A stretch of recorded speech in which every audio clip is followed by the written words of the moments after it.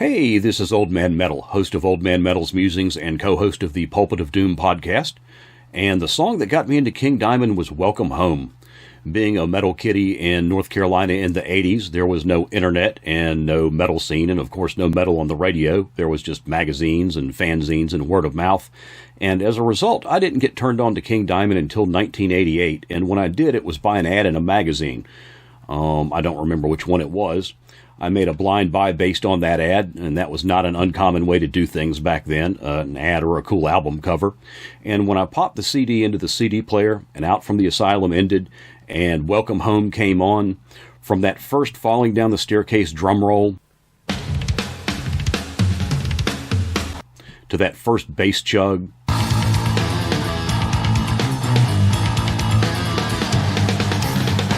to that first falsetto,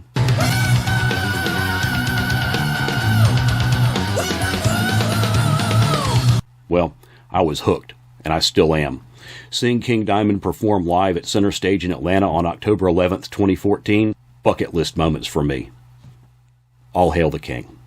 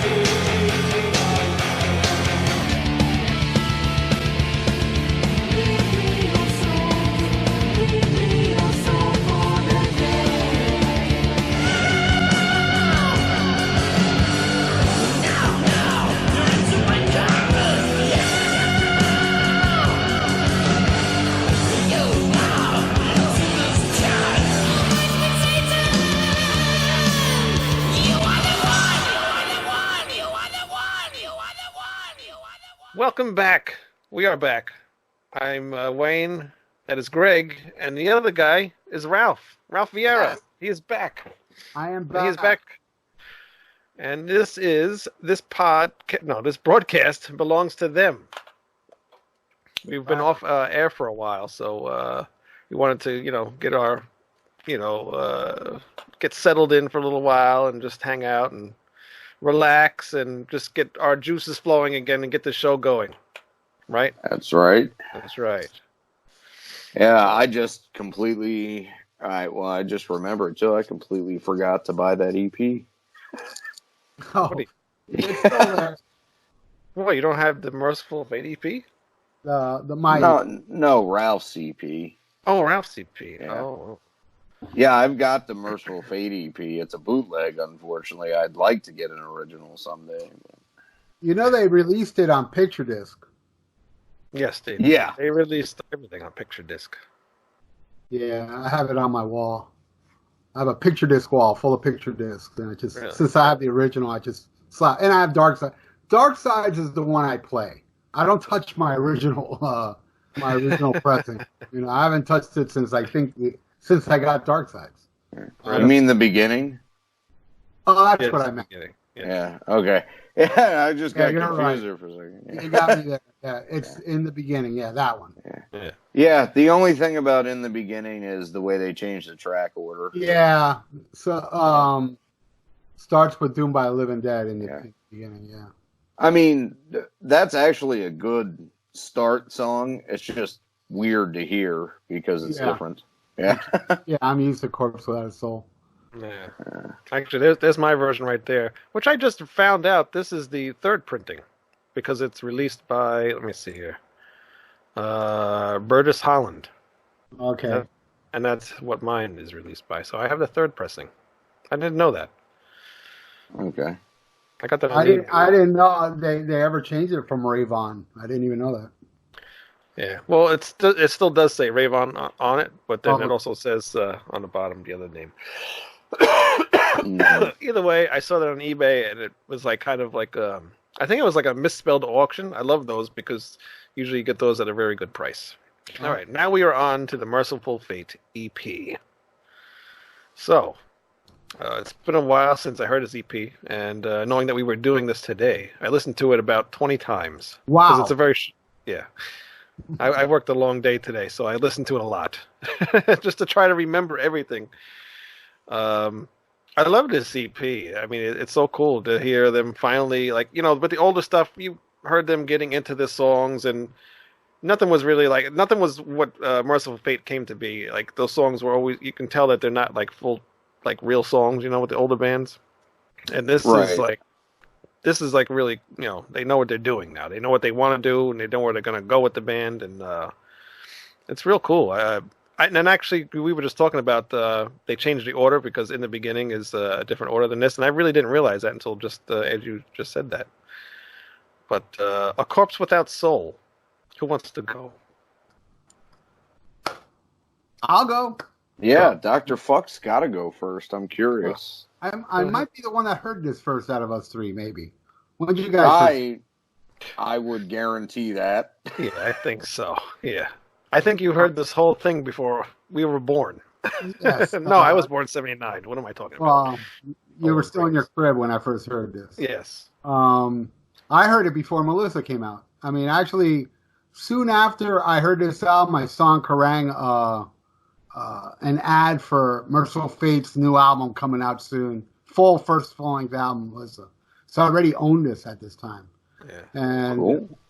I don't know if I said this story when I was on the last podcast with you guys, but I'll say it again because it's a great story. It's meant to be repeated.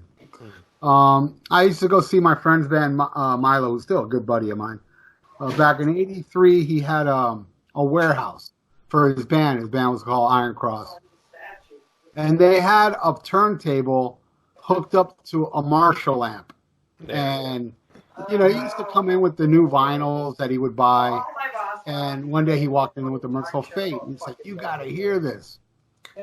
So he put it on, and when Corpse Without Soul came on with that crazy guitar solo, and I'm holding the album cover looking at it like in pure amazement, because you got to remember, like 83, it's unheard of for a naked chick on a cover, much less all that satanic imagery. Right. And then I'm turning it around, look at the band members, and then King Diamond starts singing, listen, and I'm like, and you look at that face on the back of the cover. It's like, who is this freak, man? Now, initially, most of the population would hear that and go, ugh. To me, I was like, I got it right away. Because it was just so unique and weird and out there that for some reason it connected with me right there, And I was just amazed. I never heard a song start that fast with an insane guitar solo like that. And at that time, all I was looking for was the most brutal, underground stuff that will never become popular. And at that time, if you would have told me back then that one day King Diamond fucking even toured the States, I wouldn't even believe it. Much less become as big as he is now. Yeah. I just saw King Diamond a couple months ago in Orlando in a really big theater. Huge theater, It's like, it's amazing to think how popular he is now. Where I always thought Mercyful Fate was some band that I didn't even think they were going to go past that EP. It was just something that was going to let out, and it was an import.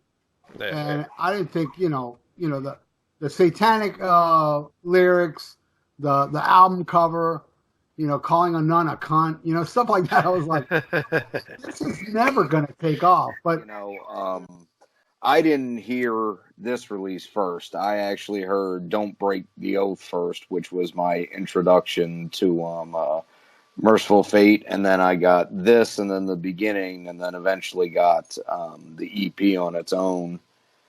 But when I did first get a copy of this EP, I was shocked that they ever went beyond this. For the same reasons you said. It's just amazing they got a record deal, but they had real fucking talent, though. Yeah, they did.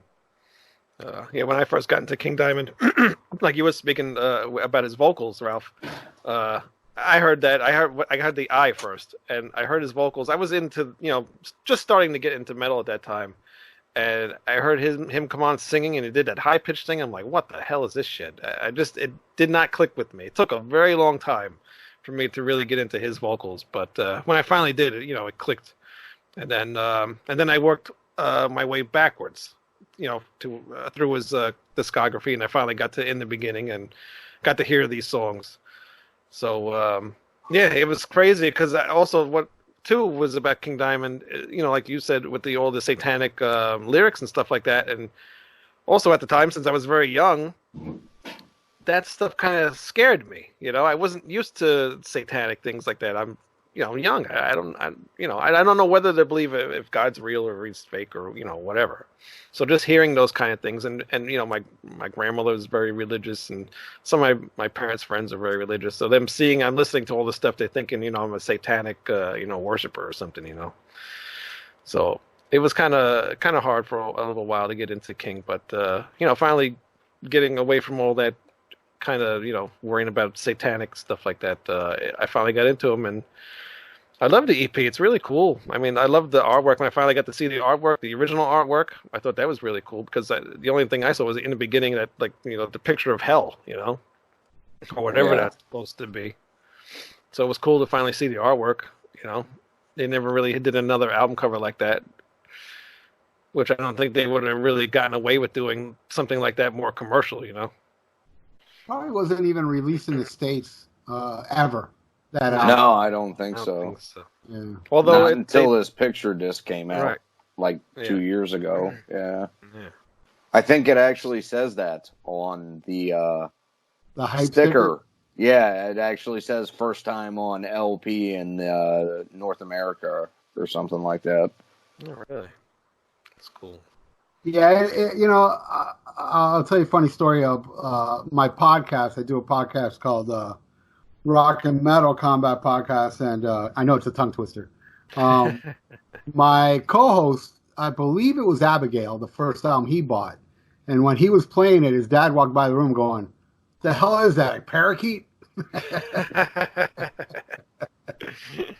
It's It's different, very different. It's actually, it's kind of funny because it was the first song on the EP, but of course, Without a Soul, he does the falsetto and then the more spoken, echoey vocals, which I love, so I used to crank it, but I remember my grandmother saying, "Make that woman stop screaming."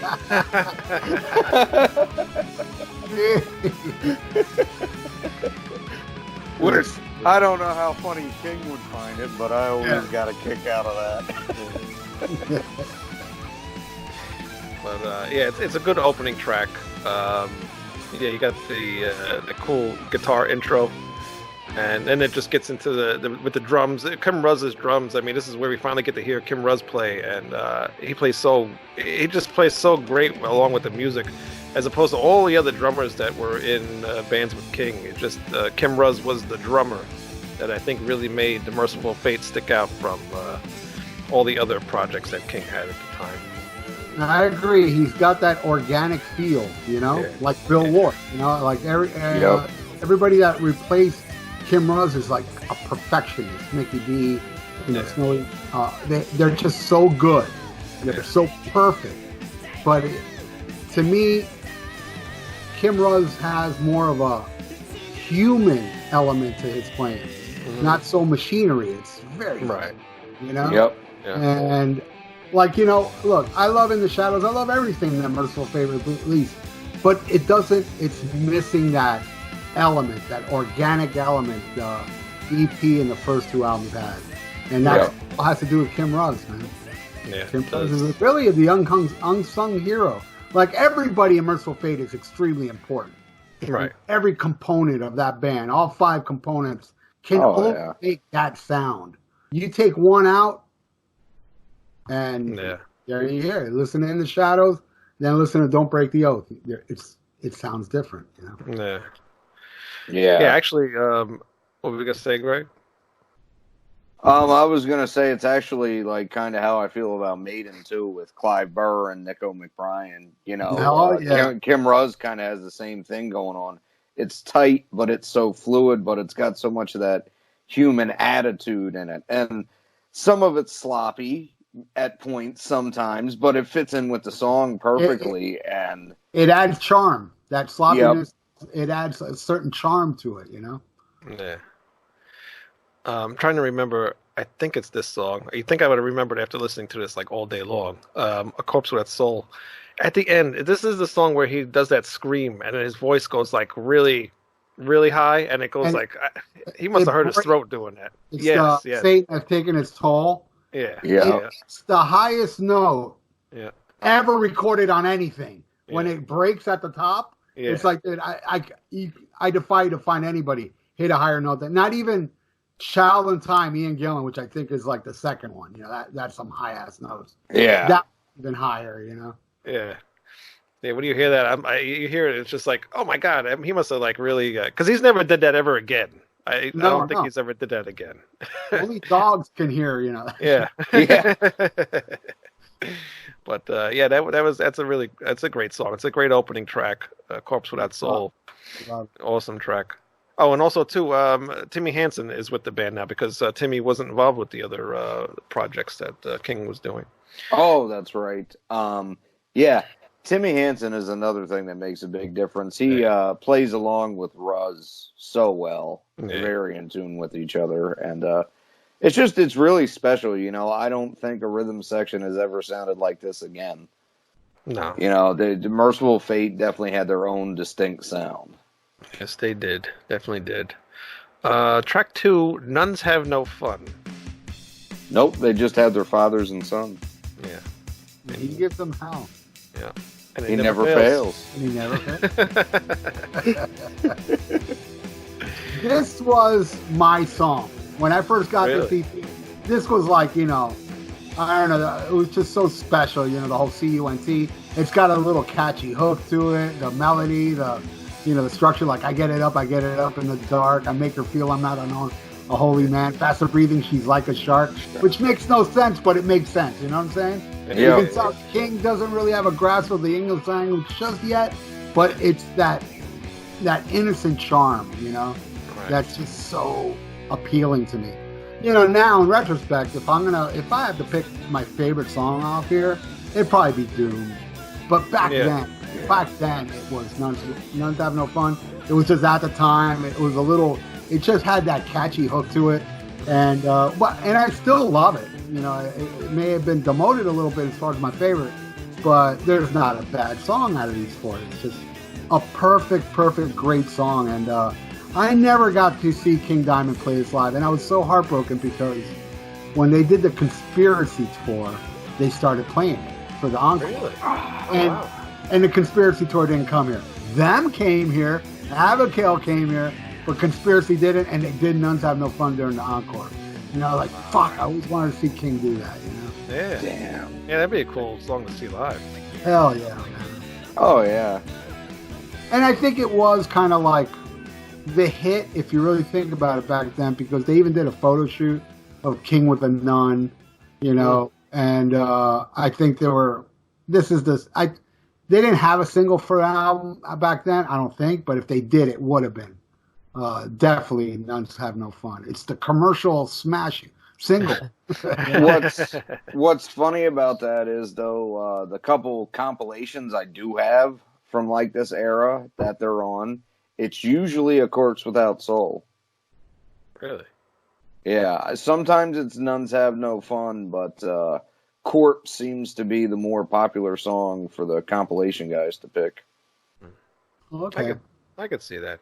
I wasn't too much of a fan of Nuns Have No Fun until today when I listened to it a bunch of times, and I was like, hey, you know what? This song isn't actually too bad. There was just something about it. I was thinking it had more to do with the Reagan era, maybe. But maybe they thought it would cause trouble by putting that one on.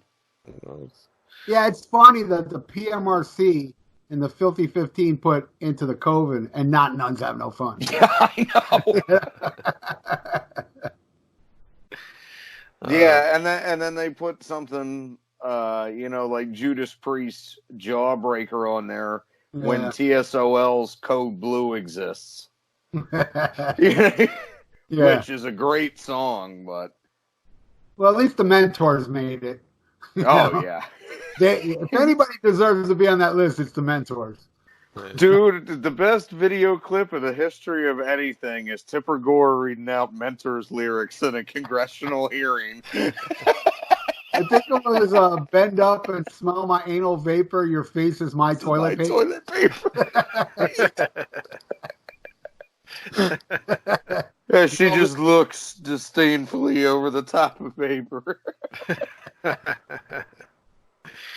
gotta watch that. You, at that time, Mentors was unheard. I mean, I knew the Mentors because I was actually in California for a little while, and that's how I discovered it. And I brought it back to Florida. Nobody knew who the Mentors was. Here's Tipper Gore to let the world know who this band was. It was so underground, but here she is promoting the fuck out of them. Right. It's idiotic, but it's awesome at the same time. Yeah. That's what I never understood about that. They had such a problem with it, and they, broadcasted all that, like you said. They, said all the lyrics, and they're giving that band publicity. Like if you would just shut up about it, nobody would have known. Yeah, and the whole thing is we want to put a warning sticker, and I forgot who it was that said, some guy in a metal band said, "What? Put a warning sticker? Shit, put 2 of them on there." Yeah, yeah, exactly. It's going to make it stick out. It's sweeter, Oh, you're not supposed to listen to this. Now I want it. Yeah, exactly. That was like with all the death metal records. I would always buy the one in the bags that said censored cover inside. Like, okay, what's this? To see what the hell's in here. Eating Back to Life, I'm sure it was probably one of them. Hammer Smashed Face is the first one I remember getting like really? that, with the original cover where the corpse has the hammer lodged in his head. That was cool. But all right, back to Mercyful Fate. Nuns Have No Fun. I opened up more to that song now that I listened to it than I did when I was younger.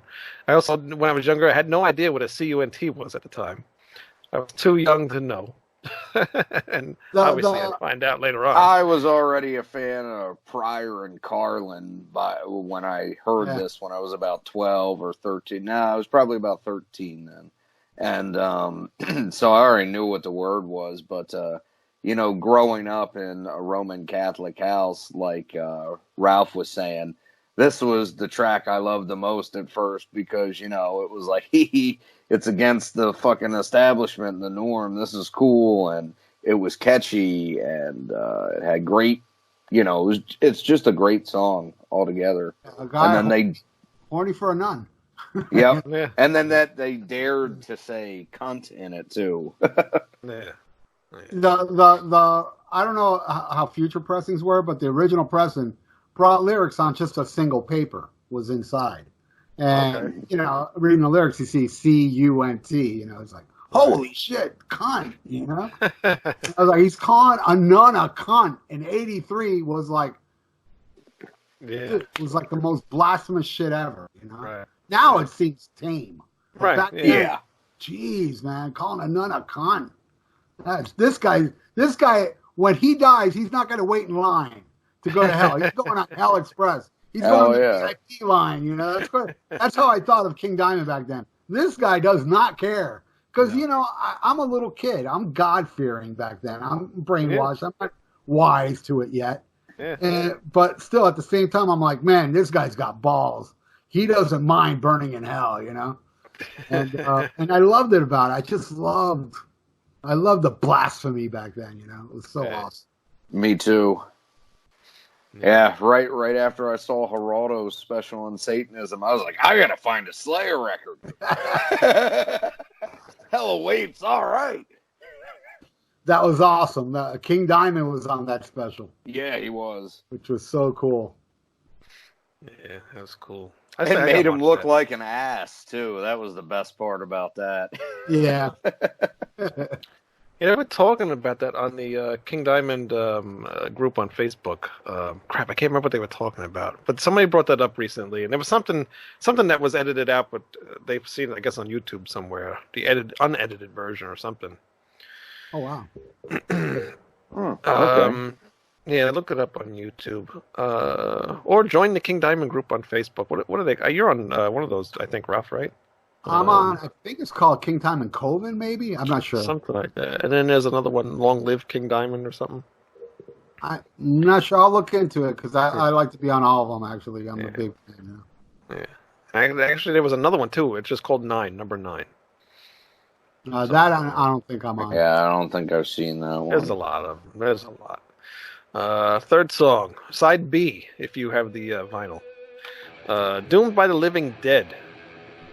My favorite song on the album. Mine and too. Probably well, I don't know if it'd be my overall favorite Fate song, but it's definitely pretty high up there. Yeah, I think so too. The first time seeing Mercyful Fate for me in the Shadow Tour, all the way up front, center, pressed against and that was filmed by a friend of mine that had permission, and that footage is actually the indoor footage from the Bell Witch video. Right, yeah. They opened with Doom by a Living, and they had 2 big screens on the side that had the album cover, the EP album cover. That's awesome. Doom by a Living Dead. I'm telling you, man, it was like a fucking religious experience. I was like, oh my god, watching them do Doom by a Living Dead was just so fucking mind blowing. And yeah, I agree with you guys. It is my favorite track on the album now, and which is pretty epic for me because every song on this album is a solid 10. But I mean, and as I said earlier, I had the lyrics, but I don't know why I never really checked the lyrics of the song because the part where he says, "I am here, Satan in my head," for the longest time I thought he was saying Iron Maiden. And I was like, cool, man, he's saying Iron Maiden.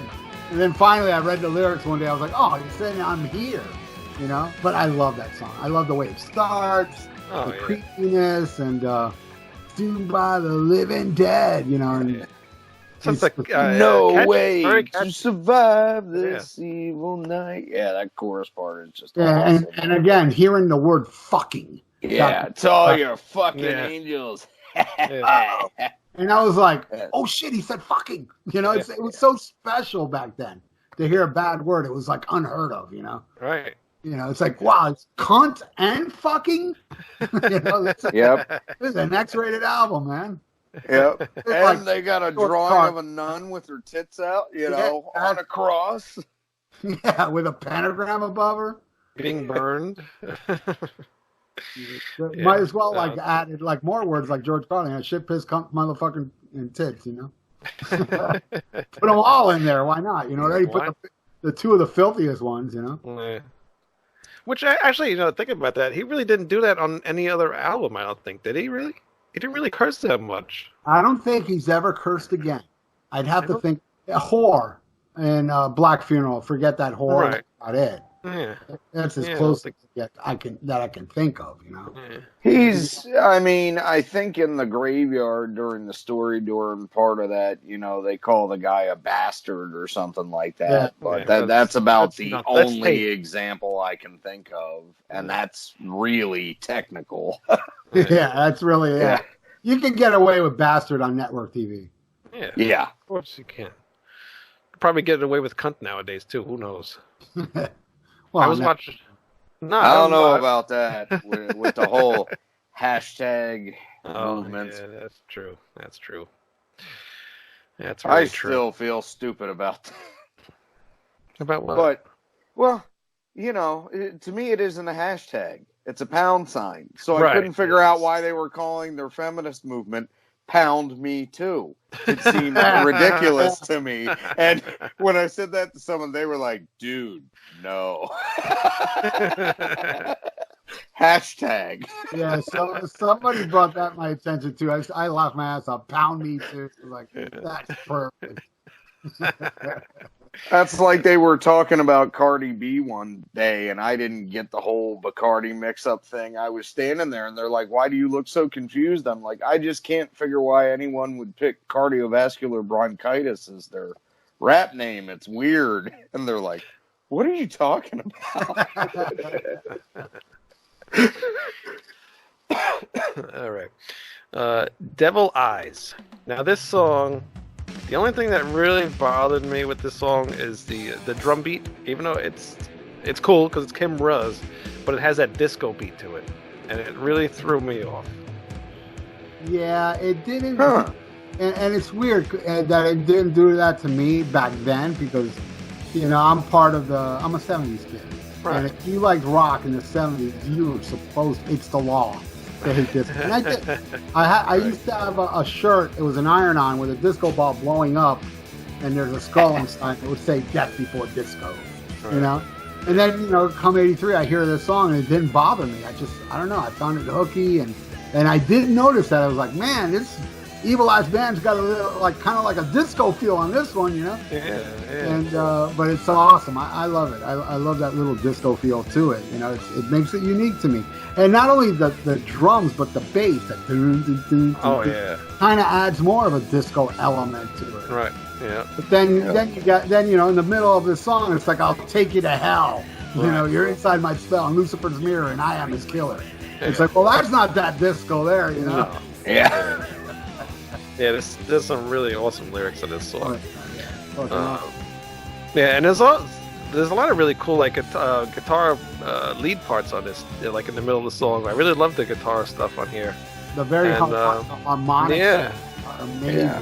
Yeah. Yeah, it's got that. Yeah, I love that thing. So fucking cool. Yeah, My favorite guitar work is on Doomed, but this is definitely a close second. Yeah, this is my least favorite off this whole thing, but there's just so many cool parts in this song.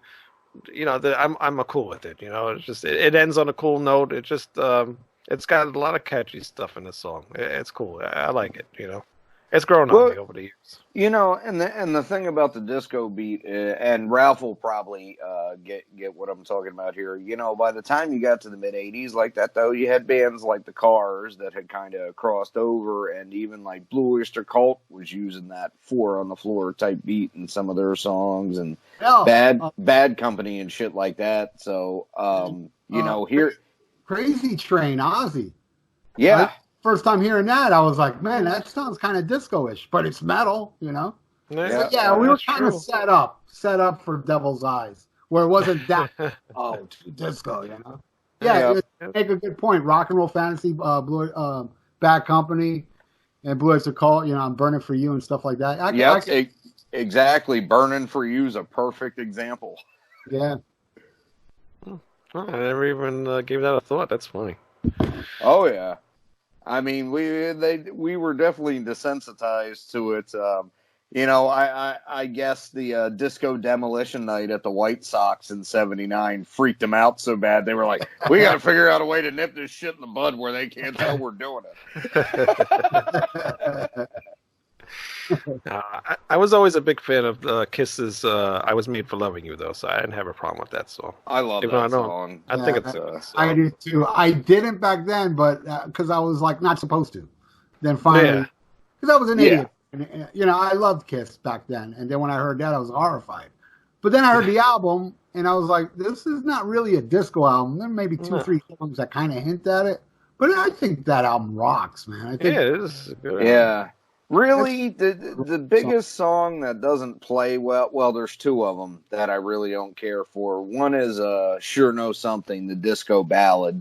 That's just a little too much Sean Cassidy for me.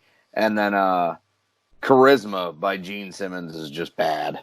That is bad. I love X-Ray Eyes, but Charisma's awful. 2000 Man wasn't disco-ish. Hard Times, had some good rock. Hard Times is one of Ace's best songs in Kiss, I think. And even Peter Chris's little R&B twist with Dirty Livin', I think, is great. Well, actually, that's my favorite song off that album. Me too. That's cool, man. It's my favorite track. Yeah, me too. I honestly, I think it's the most honest track on the record. It's got the most human feel to it, like you were saying.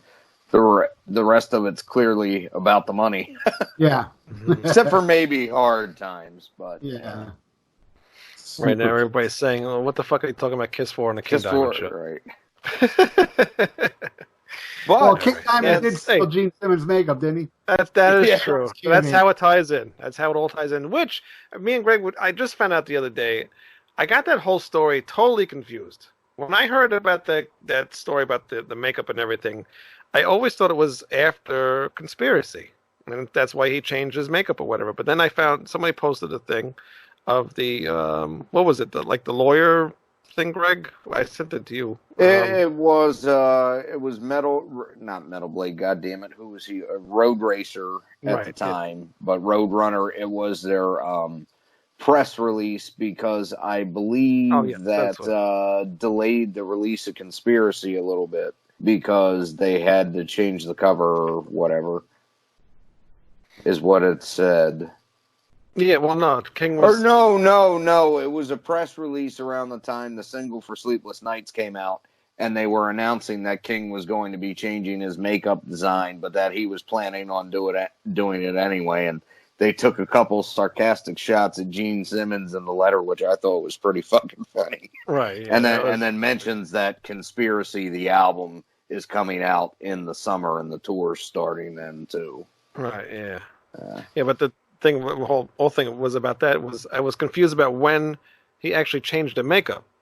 I thought he did it after Conspiracy. He actually changed the makeup after Abigail.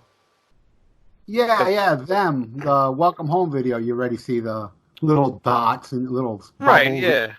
It might have been during the Abigail era he first got a cease and desist at that time, maybe. Yeah. I'm a little fuzzy. I do remember when it happened, but I'm a little fuzzy exactly the year. But I do remember it was like the mid-'80s. That whole shit went down. Yeah. I want to say it was like right around when Them came out.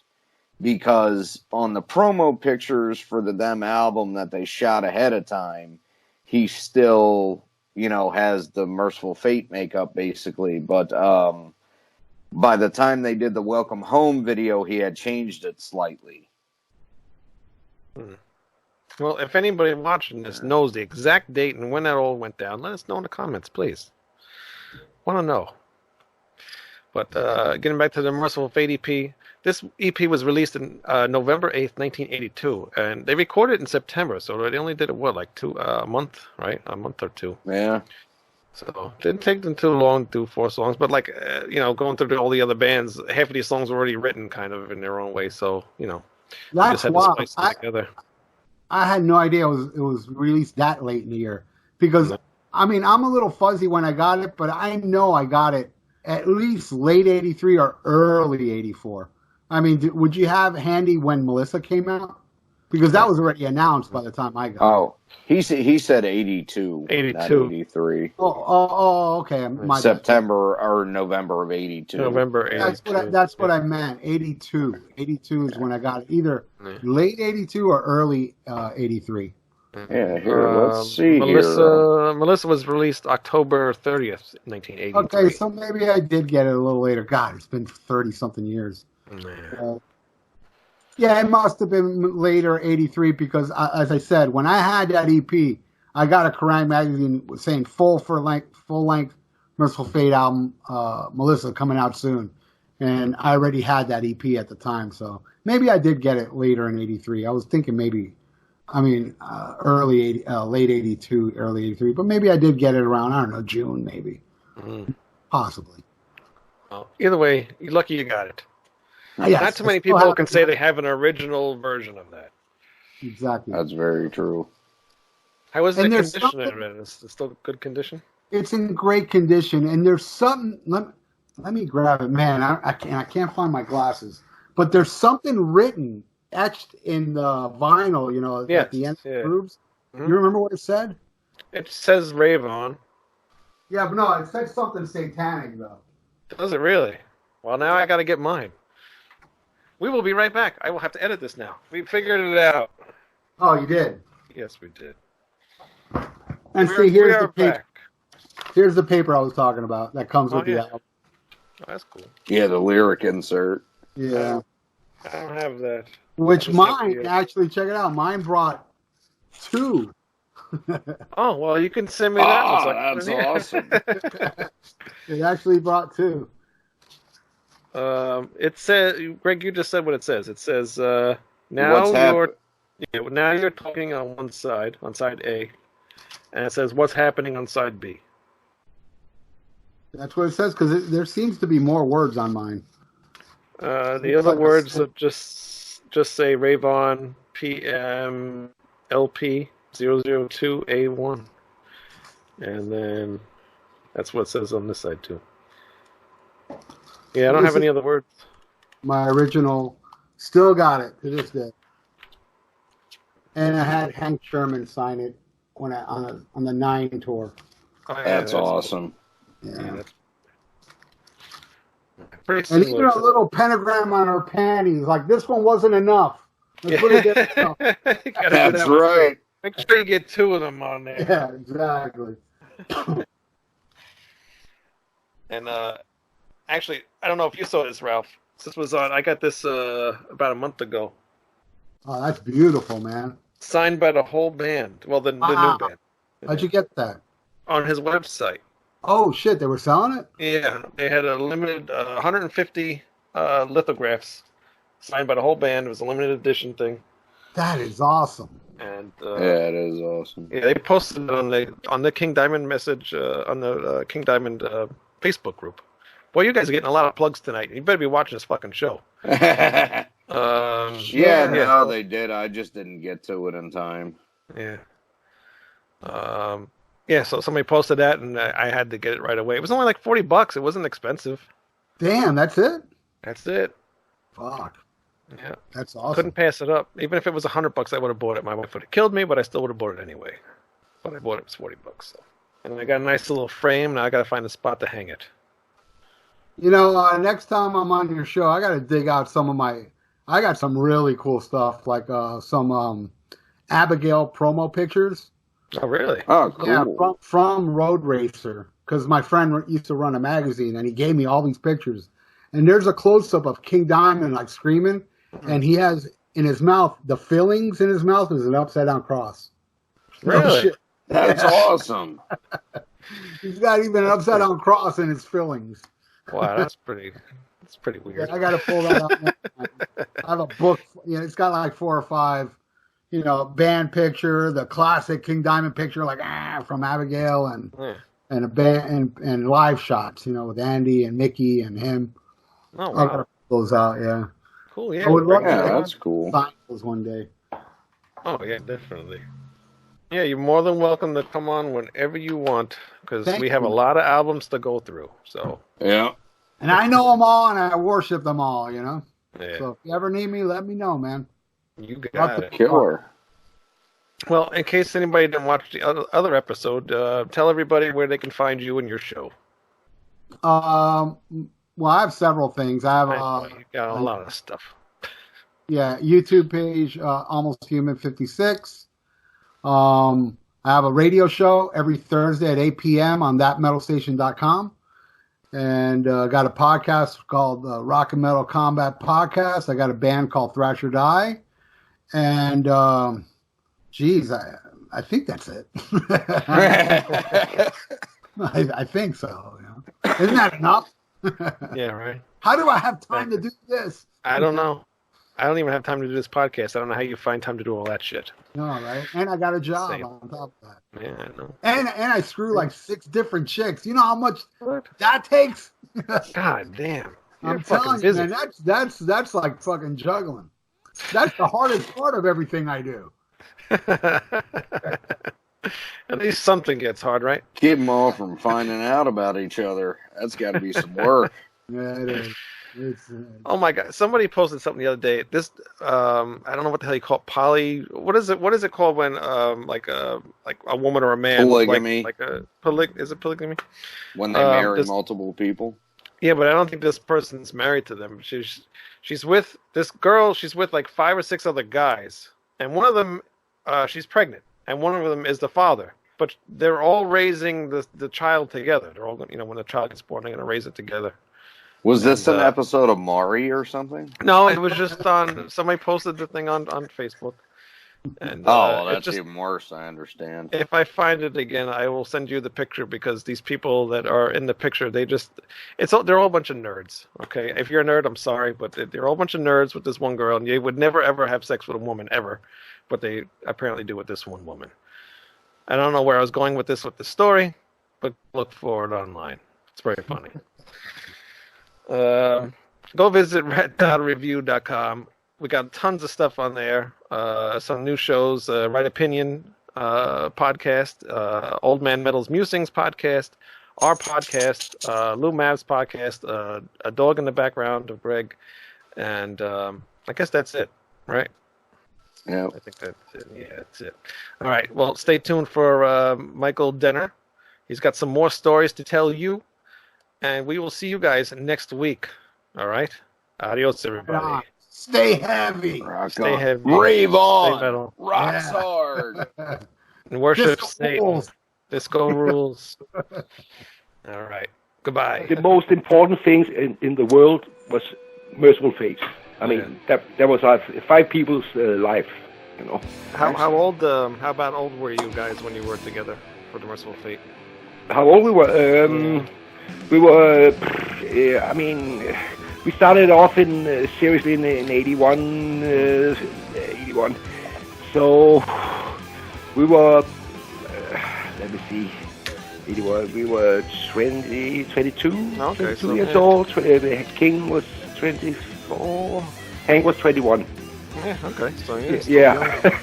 So. Oh wow! So he was like 18 on those Black Rose recordings. That's wild. King was, I mean, besides King, no, Timmy, the bass player is a week older than me.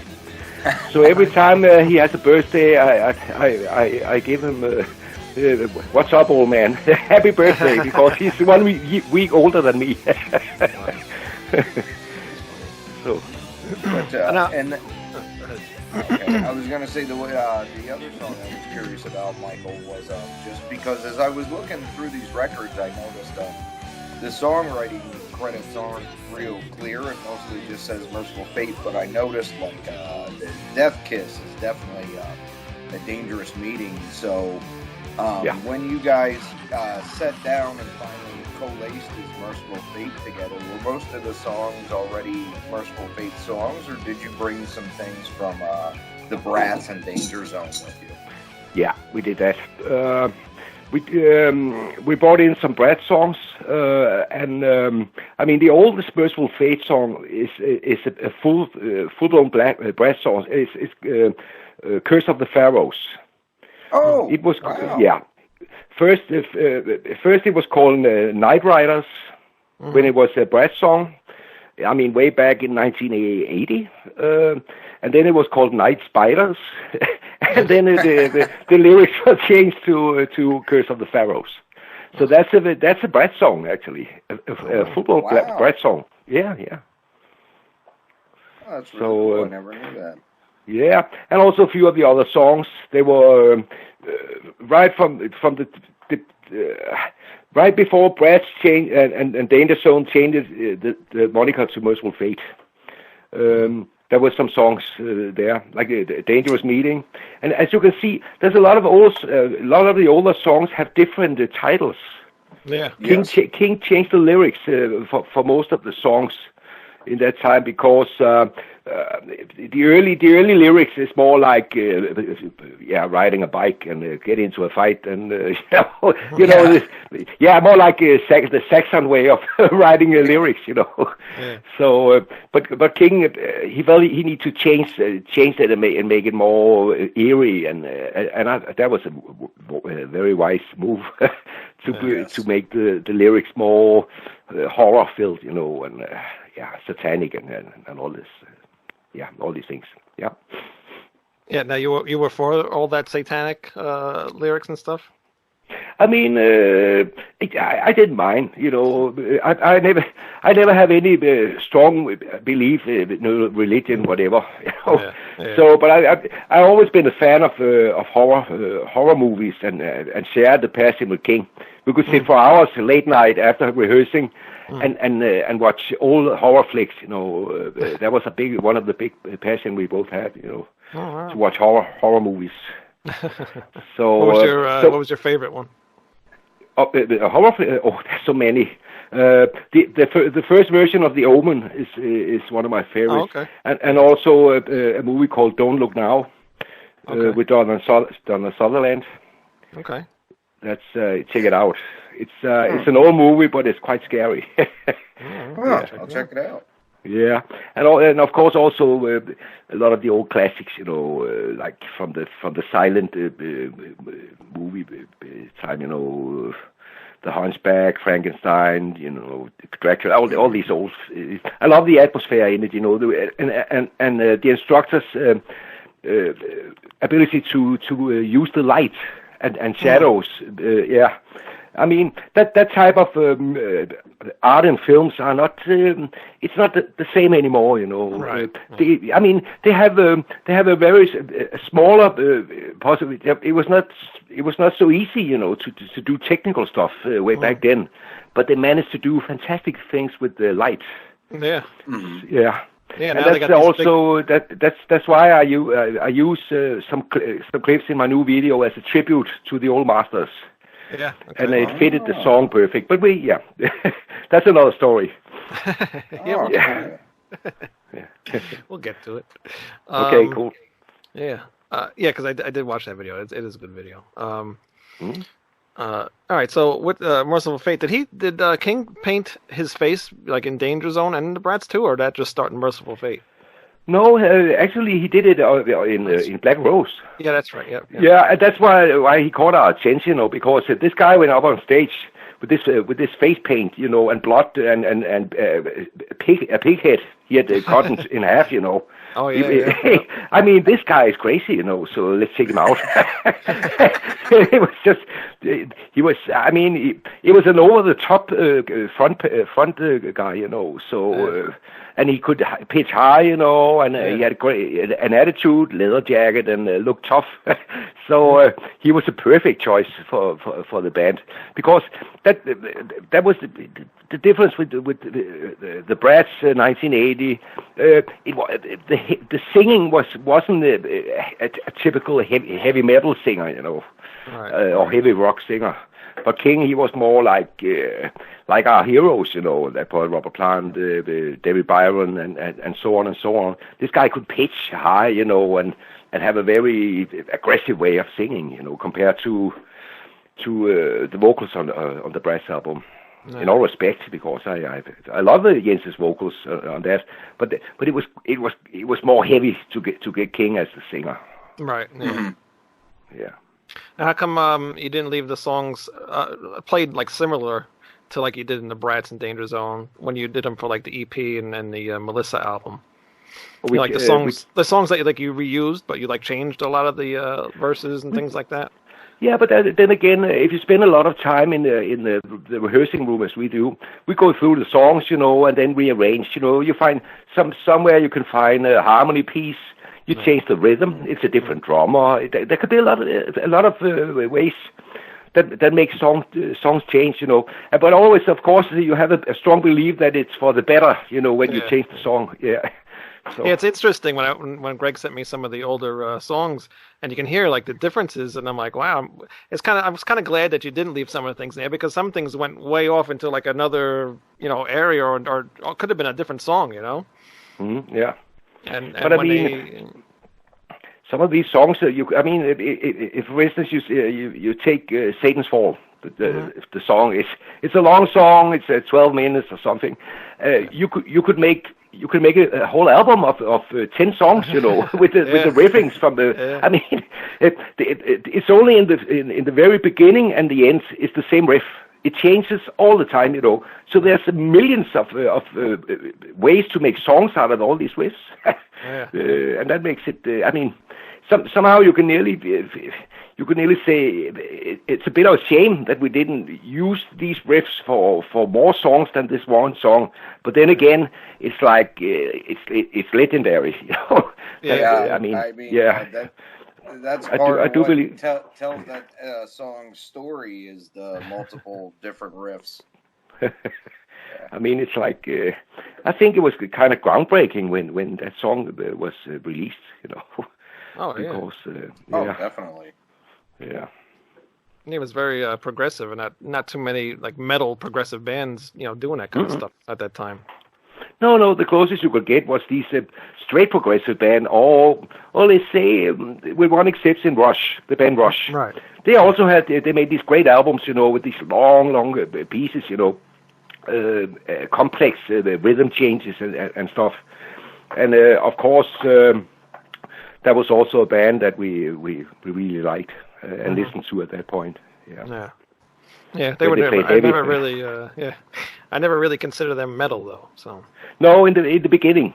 I mean, when they started using these synthesizers and pedals on the floor with the keyboard sounds and bass lines and shit, I mean, I lost interest a bit. But I mean, the first 5-6 albums, they play quite heavy on these albums. Yeah. You should check it out if you don't know them. Oh, no, I haven't. I listened to them. Mm-hmm. Yeah. Yeah, I don't think Greg's a big fan of Rush, though, right? Are you, Greg? I like the first 5 albums, but okay. Like Michael was saying, once the synthesizers came in, I kind of lost interest. But yeah, we completely agree. Yeah. Yeah, if I had to pick a power trio that was more progressive, though, like I've said before, I'd have to go with Budgie out of the two. Oh yeah, what a great band it was. Oh, what a great band, especially with the first guitarist, Tony Birch. The first, the albums, absolutely is amazing. I mean, the sound, the ideas, brilliant, absolutely brilliant. The album Never Turn Your Back on a Friend. That's I think that is the third album they did. That's on my favorite list of my top 20 best albums ever. Oh wow, yeah, I'd agree. It's a great record. Yeah. Now, with the first Mercyful Fate EP, with the album cover with the girl on the cross and everything and all that, were you guys afraid to kind of put that album cover out and get like really bad backlash from that?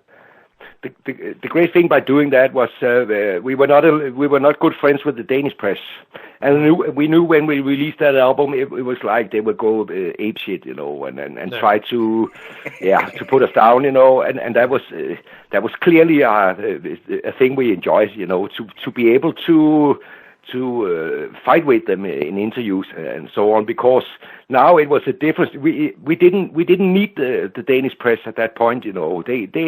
They gave us a bad time with Brats, and now it was our turn to say, I mean, we don't need you, because in Netherlands and in the US and all other places they understand, and you guys don't. So butt off, So that was it was like, and of course they came out, also the song "Nuns Have No Fun." Mm-hmm. They took some part of the lyrics, and printed it in the newspaper, and I mean, finally we got attention. I mean, it gave us it gave us more press than when we tried to please them, So I mean, we didn't care, and of course there were some priests who came out, and tried to start a discussion. And King just, he just went for it. So, and the rest of us were just laughing, because it was only King who was into these matters, with Satanism and stuff, So we just let him go on, discuss with these people, because it was good publicity. It gave us a lot of publicity, so that was good. Especially when they placed on the Filthy 15 in US. That's the best thing that ever happened to the band, man. People were saying, "Wow, we need to take these guys out," So that was one of the best things that ever could happen for us, Yeah. I bet Johnny Z was thrilled. Really. But that's one thing too. Even though I was raised in a Catholic family, Mercyful Fate's lyrics never bothered me. I mean, to me, with the intricate songs and King's vocals and the lyrics and the atmosphere, it's just like a big audio horror movie, basically. Exactly. It's and it had to be treated like that. It's like this is pure horror stories. I heard a lot of famous heavy metal stars, come to me these days and say, "Wow, it scared me." First time I saw the Mercyful Fate album, and I flipped it over and saw King, and I heard the lyrics and the atmosphere. It scared the shit out of me. And I mean, these days, the same guys, they play music much more brutal and with much more scary lyrics, in my opinion. Yeah. I mean, you should treat it like horror, good old horror stories, and a guy with face paint who had an evil look to make it even more scary, But I mean, nothing more than that. Well, yeah, and you'd have that asshole like Geraldo Rivera on TV talking about a song like Into the Coven, like, oh, they're trying to recruit people to what? Buy the records? I mean, if it sounds like anything, it sounds like a Hammer horror movie, I think he accidentally left the call. Whoops. Oh, yeah. What'd you do? I didn't do anything. I didn't do anything. I looked down, all of a sudden it said you left. I'm like, oh no. Okay. I thought, no, that's enough now. No way, man. This is interesting. I was like, wow, everything was going all right. I guess Greg scared him off. No. Start talking about satanic shit. Oh, then I'm off. No, that will never happen, man. Yeah, I know, right? Yeah, we had Snowy on a couple of weeks ago, and I was asking him about like scary stories, because King always has scary stories in his interviews and stuff. Did you notice or witness any of that kind of stuff going on while you were recording? No, or hanging around? Not really. Because I come from a family who was into spiritism and stuff. Both my mother and father was dealing with these things. So, and it scared the shit out of me when I was a kid. And actually, that makes King's interest in the subject even more when I told him about what happened to me when I was a kid. With slamming doors, and a ghost and shit, So, I had my share of that. So, all the things King he experiences, I said, I don't want to be part of it, man. if you have a feeling of something, I go home, I don't want to be part of that. Yeah. I had my share when I was a kid, and I don't need that. I didn't need that as an adult, Oh yeah. So, yeah. Even though I would like to, see something happen, I kind of don't. Yeah, like I said, if I hear a noise at night, I turn on the light and say, "Okay, come, bring it on." See what you could. I don't want to be scared. I was very scared when I was a child. Scared of darkness and ghosts and all kinds of shit. So I decided when I was in my early 20s, I will never be scared again, of things which I can't explain, Yeah. So so that's a kind of life decision, Also, when you're if you're an atheist like I am, just to say I don't believe in anything, so that makes my life so much easier, Yeah. Oh yeah. And somehow so much lonelier. If you're in trouble, you have nowhere to pray. You're just by yourself, But that's the way that's how I live, So. Yeah. I totally get it. Sometimes I question myself. Cool.